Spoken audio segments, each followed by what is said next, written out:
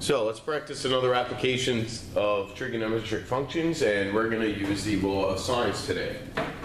The law of sines is a formula which is given to you on your Regents reference sheet, and it reads the sine of A over A equals the sine of B over B. So this formula can also be written inverted. So you can say A over the sine of A equals B over the sine of B. Just remember what we discussed about capitals and lowercase letters. This is an angle, and this is a side. Another thing to remember is how we labeled a triangle. So if we draw a generic triangle and labeled it ABC, well, that means if this is angle A, this is side A. If this is angle B, this is side B. This is angle C, then this is side C. So the information this formula is giving you is that the sine of A over A is equal to the sine of B over B. So what this formula is telling you is that you know this angle and the opposite side, you know this angle and the opposite side, and you'll be missing one of these four pieces of information. So now, in contrast to the law of cosines, the law of cosines explicitly says what you're looking for, depending on what it starts with. So if it was A squared equals, that means you're looking for a side. If it was cosine A equals, that means you're looking for an angle. The law of sines can be used to find either a side or an angle. But the difference between the law of sines and the law of cosines is, in this case, you're given two angles. And now given can be used loosely. Given could also be a variable. So let's work on an example. Let's say we had a triangle where this is 30 degrees, this is 45 degrees. We went on a measure of this side if this side is 5. Let me just get my calculator ready. So while this loads up, we can set up the law of sines. So now the law of sines says that the sine of A over A is equal to the sine of B over B. Now we could call this triangle whatever we want. We could call this angle ABC. But even if this were written as triangle XYZ, the way this formula works is the angle and the opposite side go on the same fraction. The angle and the opposite side go on the same fraction. Sorry about that. So the angle and the opposite side go on the same fraction. The angle and the opposite side go on the same fraction. So it doesn't matter what letters are used to describe this triangle. I could say triangle QRS. Doesn't make a difference what the triangle is labeled as. I know that this angle, I'm going to take the sine of it, and I'm going to put it over this side. I know that this angle, I'm going to take the sine of it, and I'm going to put it over this side. So let's set up the law of sines. Sine of A over A, I'm going to say the sine of 30 over. So since I'm starting with the sine of 30, that means I have to use this side on the same fraction, 5. And that's equal to the sine of 45. Well, since I'm using this angle, I have to use that side on the same fraction, over x. Just make sure you're taking the sign of angles and not the sign of sides. A capital represents an angle measure, and a lowercase represents a side. So now what we're going to do, we're just going to cross multiply because we have two fractions that equal to each other. X times the sine of 30 equals 5 times the sine of 45. So now I got my calculator ready, but in this case I'm not going to need it. The reason I'm not going to need it is because 30 and 45 are both special right triangle values. So I can find the exact value of the measure of x in this case. So let's divide by the sine of 30. X equals 5 times the sine of 45 over the sine of 30. And this you can plug into your calculator if you want, but if the directions say calculate the exact value, well then let's do that. The sine of 45 is radical 2 over 2.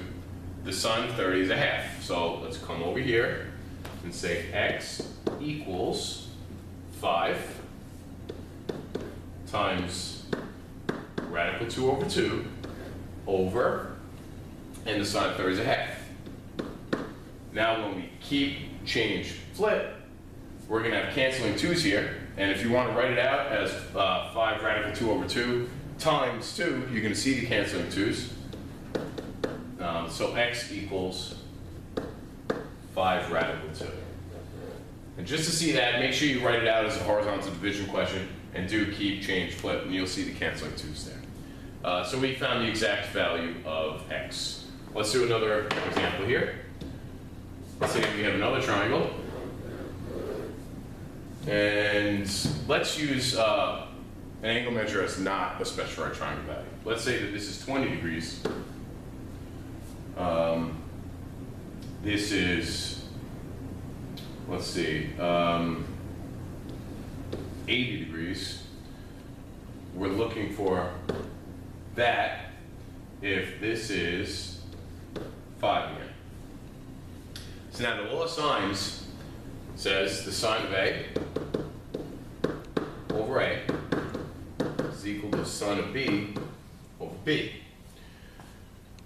Again, doesn't matter what we call this triangle, just know the angle and the opposite side go in the same fraction. The angle and the opposite side go in the same fraction. So if you notice, the angle and the opposite side, we don't have that information. We also don't have information that we could solve for this side.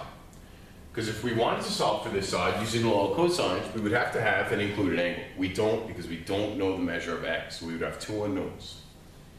But what we can do is say, hi, there's 180 degrees in a triangle here. So if this is 80 plus 20, that's 100. How much is left for this? 80. Now we can use the law of sines with these two angles. So I know that I'm using the law of sines because I have 2 angle measures. Law of cosines would have either one angle measure or no angle measures. So let's set it up. The sine of 80 over x is equal to the sine of 80 over 5. So if we cross multiply now, if we have x times the sine of 80 equals 5 times the sine of 80, and now we're going to divide by the sine of 80, x equals 5 sine 80 over the sine of 80. Well, now we have canceling sine 80s. X equals 5. However, we didn't really need the law of sines for this, just like the example we did in class the other day. Isosceles triangle. Angles are congruent. Then the sides that they generate are also congruent. But this verifies that point. Let's do one more example where we're looking for the angle measure. Here's a triangle. Let's say that this side is 7. This angle is 35 degrees. What's the measure of this angle if this side is 10? So let's set up the law of sines. The sine of x over 10 is equal to the sine of 35 over 7. So let's cross multiply. 7 times the sine of x equals 10 times the sine of 35. Let's divide by 7. So the sine of x is equal to 10 sine 35 over 7. And now we'll take the inverse on both sides. Now there's 2 ways you can go here. You can either evaluate this fraction and take the inverse sine of that, or you can take the inverse sine of this before evaluating. I'm going to show you both ways in a calculator. So x equals. Okay, so let's evaluate this first and then take the inverse sine. So make sure your calculators are in degree mode. Second sine. And what we're taking the inverse sine of is 10 sine 35 over 7. 10 sine 35. Make sure you close in the parentheses here before you divide. Divided by 7. Close parentheses again. Enter. And we get 55.02.